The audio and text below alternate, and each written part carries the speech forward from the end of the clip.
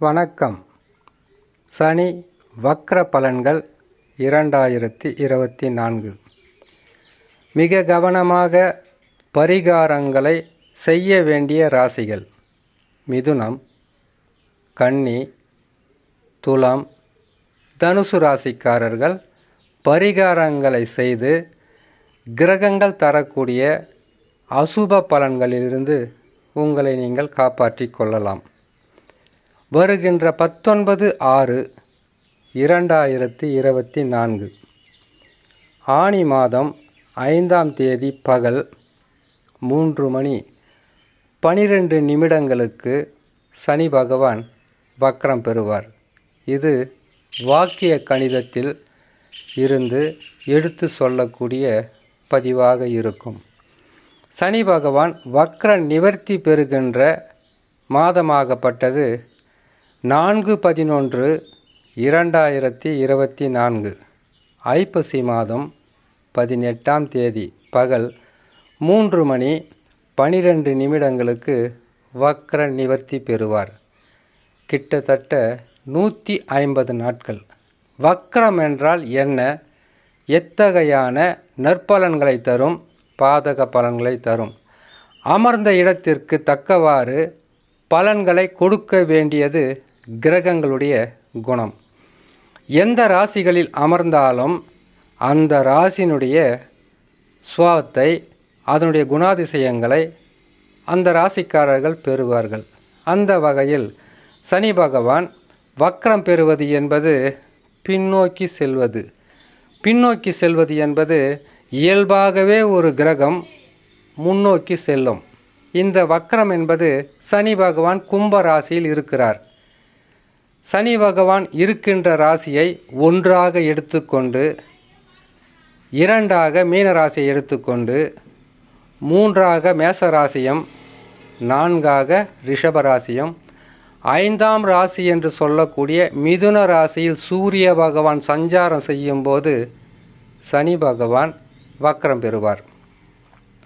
வக்ர நிவர்த்தி என்பது 9ஆம் ராசியில் வரும்போது வக்ர நிவர்த்தி பெறுவார்.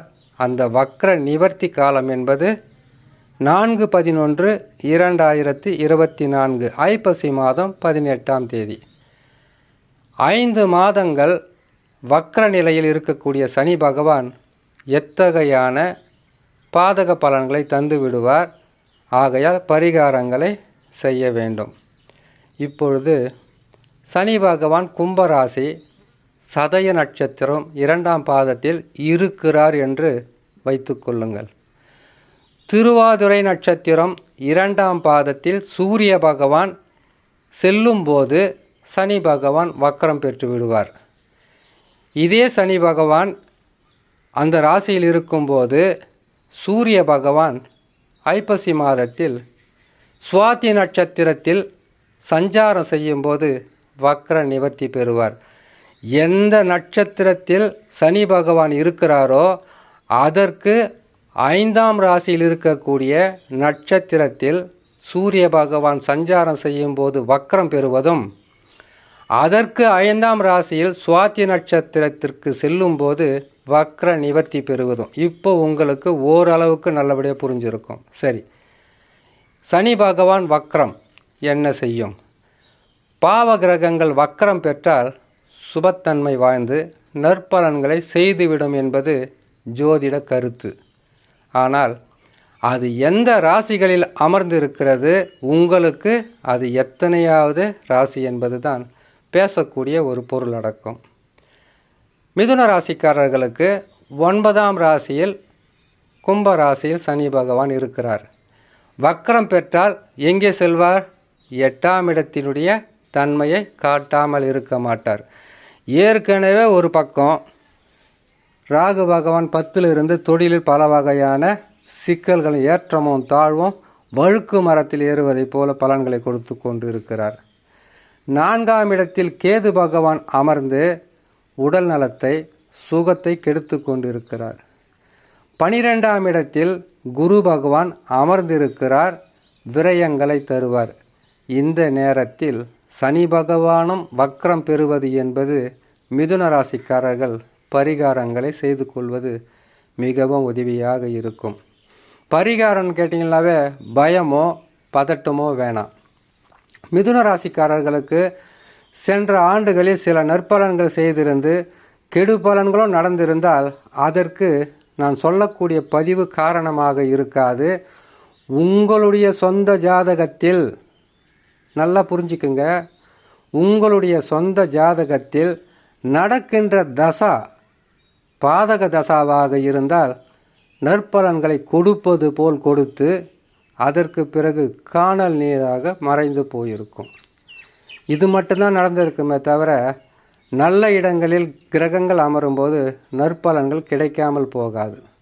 இப்போது உங்களுக்கு நல்ல நிலையில் புரிஞ்சிருக்கும். சரி, மிதுன ராசிக்காரர்கள் பரிகாரங்கள் செய்ய வேண்டும் என்பது நவகிரகத்தில் இருக்கக்கூடிய சனி பகவான் அல்லது சனி பகவான் சந்நிதி, இல்லை என்றால் உங்களுடைய இஷ்ட தெய்வம் குலதெய்வம், இதற்கு பரிகாரம் செய்தாலே போதுமானது. இதனுடைய பதிவை தனிப்பதிவாக போட்டால் தான் சரியாக இருக்கும். ஏன்னு கேட்டிங்களானாக்கா மேம்போக்காக சொல்லிட்டு போகிறதால பெரிய நன்மைகள் எதுவும் நடக்காது.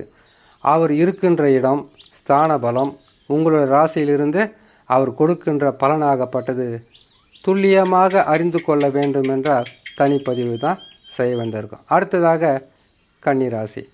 கன்னிராசிக்காரர்களுக்கு சனி பகவான் வக்கரம் பெறுவது என்பது 6ஆம் ராசியிலிருந்து 5ஆம் ராசிக்கு வரக்கூடிய பலன்களாக இருக்கும். பூர்வ புண்ணியஸ்தான உங்களுக்கு பாதிப்பு அடைந்தால் குடும்பத்தில் சில பிரச்சனைகள் வரலாம். அது வராமல் தடுப்பதற்காக பரிகாரங்கள் சொல்லப்படும், அது செய்து நீங்கள் பயன்பெறலாம். பூர்வ புண்ணியஸ்தானம் என்பது குலதெய்வத்தை வணங்குவது. இந்த குலதெய்வத்தை வணங்குவதற்குண்டான வழியை செய்து வந்தாலே போதுமானது. உங்களுக்கு பெரிதளவு பாதகம் இருக்காது. அடுத்ததாக துலாம் ராசி. துலாம் ராசிக்காரர்களுக்கு ஏற்கனவே இப்போ இருக்கக்கூடிய சூழ்நிலை 5ஆம் பாவத்தில் இருக்கிறார். 5ஆம் பாவத்திலிருந்து 4ஆம் பாவம் என்று சொல்லக்கூடிய அர்த்தாஷ்டம சனியினுடைய பாதிப்பை தந்து விடுவார். இதற்குத்தான் கிரகங்கள் பின்னோக்கி வருவது என்பது அர்த்தம். அது என்னமோ தெரில, இந்த வருஷத்தில் சனியும் வக்கரம் பெறாரு, செவ்வாயும் வக்கரம் பெறாரு, குரு பகவானும் வக்கரம் பெறாரு, அதுக்கப்புறம் புதன் பகவானும் வக்கரம் பெறுவார். இந்த ஆண்டில் 2024இல் 4 கிரகங்களும் வக்கரம் பெறும். பாதகத்துக்கு மேலே பாதகம் என்பது நடந்து கொண்டே இருக்கும். ஆகையால் நிற்கிறதா ஓடுறதான்னு கூட தெரியாத அளவுக்கு மனிதனுடைய வாழ்க்கை ராசி மாற்றங்கள் இருப்பதினால் கட்டாயம் கன்னி ராசிக்காரர்கள் பரிகாரம் என்பது பூர்வ புண்ணிய ஸ்தானம் என்று சொல்லக்கூடிய குலதெய்வத்தை வணங்குவது மிகவும் உங்களுக்கு நற்பலன்களை தரும். பாதகம் என்பது தசா உங்களுக்கு சரியில்லாமல் நீசம் பெற்ற தசாவோ 6 8ஆம் அதிபதியுடைய தசாவோ இருந்து விட்டால்தான் சற்று உங்களுக்கு அதிகமான கெடு பலன்களை செய்துவிடும். மற்றபடி ஆட்சி உச்சம் பெற்ற கிரகமோ கேந்திர திரிகோணங்களில் நட்பு சமம் பெற்ற கிரகங்களாக இருந்தால் பெரிதளவு பாதகமாக இருக்காது. சிறு பாதகமாக இருந்து சிறு இழப்பாக இருந்தாலும் அது உங்களுக்கு எந்த விதமான கஷ்டங்களும் கொடுக்கக்கூடாது என்பதற்காகத்தான் இந்த பரிகாரம். அடுத்ததாக துலாம் ராசி. துலாம் ராசிக்காரர்கள் தான் சொல்லி கொண்டு இருக்கிறோம். இவர்களுக்கு செய்ய வேண்டியது 4ஆம் இடத்தில் வருவதால் பாதகம் என்பது கொஞ்சம் அதிகமாக இருக்கும். காரணம், குரு 8இல் இருக்கும்போது சனி பகவான் வக்ரம் பெற்று பின்னோக்கி செல்வது அவ்வளவு சிறப்பாக இருக்காது. 150 நாட்கள் வக்ர நிலையில் இருப்பது. இந்த வக்ரம் என்பதே கேட்டிங்கன்னாக்கா சூரியனால் தான் ஏற்படும். சூரிய பகவானும் சந்திர பகவானும் வக்ரம் பெற மாட்டார்கள். ராகு கேதுக்கும் இது பொருந்தும். மீதம் உள்ள 5 கிரகங்களில் வக்ரம் பெற்றால் உடல் நலத்தில் பாதிப்பு, செய்யும் தொழிலில் பாதிப்பு, குடும்பத்தில் சந்தோஷம் இல்லாத தன்மை, பல வகையான குழப்பங்களை தரும் என்பதினால் துலாம் ராசிக்காரர்கள் கட்டாயமாக பரிகாரம் செய்யணும். பரிகாரம் செய்ய வேண்டிய ஸ்தலங்கள் என்ன பார்த்தீங்கன்னாக்கா சனி பகவானுக்கு சொல்லக்கூடிய சனி பகவான் ஸ்தலங்கள் அல்லது நவகிரகம் அல்லது சிவன் ஆலயம், இதில் சென்று உங்களுடைய ராசி நட்சத்திரம் இதை சொல்லி நீங்கள் அர்ச்சனை செய்துட்டு வர்றது, சிவபெருமானுக்கு நீங்கள் பூஜை செய்கிறது, நவகிரகங்களுக்கு பூஜை செய்து வந்தால் பாதகங்கள் குறையும். அடுத்ததாக தனுசு ராசி. தனுசு ராசிக்காரர்களுக்கு சனி பகவான் வக்கரம் பெறுவது சிறு பாதகத்தை கட்டாயம் தரும். காரணம், குருவும் சரியில்லை, ராகு கேதுக்களும் சரியில்லை, சனி பகவானும் சரியில்லாமல் போகிறதுனால தனுசு ராசிக்காரர்கள் பரிகாரம் செய்து கொள்ள வேண்டிய ராசிகளில் நீங்களும் ஒருவராக இருக்கலாம். ஏற்கனவே உங்களுக்கு படாத பாடை படுத்தி கொண்டு இருக்கும் மற்ற கிரக அமைப்புகள், இதில் சனி பகவானும் வக்கரம் பெறுவது, சனி பகவான் வக்கரம் பெற்று இருக்கக்கூடிய இந்த 150 நாட்களில் புதிதாக எதையும் செய்யாமல் குழப்பங்கள் வரும். ஏன்னு கேட்டிங்கன்னாக்கா, உங்கள் ராசி அதிபதி என்று சொல்லக்கூடிய குரு பகவான் மறைந்திருப்பது, 6லே பல வகையான நோய், கடன், பகை, எதிர்ப்புகளை போராட ஜெயிக்கக்கூடிய நிலையில் நீங்கள் இருப்பதினால் சனி வக்ரம் கடுமையாக பாதிக்கலாம். இதற்கு பரிகாரமாக செய்ய வேண்டியது சனிஸ்தலங்களுக்கு சென்று வருவது மிகவும் உங்களுக்கு நல்ல நிலை இருக்கும். அது மட்டும் இல்லாமல் பொறுமை, அமைதி காப்பது மிகவும் சிறந்த நற்பலன்களை தரும்.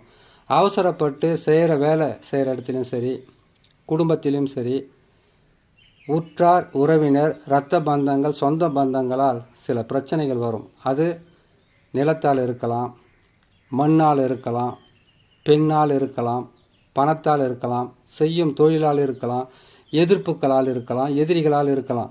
இந்த 150 நாட்கள் நீங்கள் மிகவும் பொறுமையாக இருந்தாலே பெரிதளவு பாதகம் வந்து சேராது என்று சொல்லி இந்த பதிவு தனிப்பதிவை ஒவ்வொரு ராசிக்காரங்களுக்கும் போடுறோம். கேட்டு பயன்பெறலாம் என்று சொல்லி இன்னொரு நல்ல பதிவில் உங்களை நான் சந்திக்கிறேன். நன்றி, வணக்கம்.